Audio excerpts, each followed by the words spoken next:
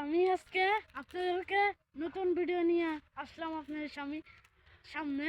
আমি আজকে দোকান থেকে ছিপ দুইটা নিয়ে আসলাম। আমাদের একটি ছোট ভাই ছিপগুলো দিয়ে জঙ্গলে খানা শুরু করছে, আপনারা দেখবেন। আসুন, এই চোরটি আমি এখন ধরবো। আসুন।